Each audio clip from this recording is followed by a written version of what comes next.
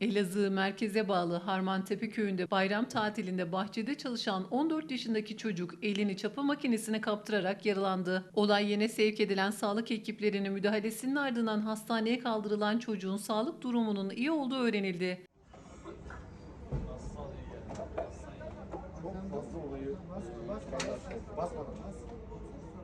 Olay Elazığ merkeze bağlı Harmantepe köyünde meydana geldi. Edinilen bilgiye göre bayram tatilinde ailesiyle birlikte bahçede çalışan 14 yaşındaki bir çocuk elini çapa makinesine kaptırarak yaralandı. Olayın ardından ihbar üzerine olay yerine sağlık ekipleri sevk edildi. Sağlık ekiplerinin ilk müdahalesinin ardından yaralı çocuk Fırat Üniversitesi Hastanesi'ne kaldırıldı. Çocuğun sağlık durumunun iyi olduğu öğrenilirken olayla ilgili inceleme başlatıldı.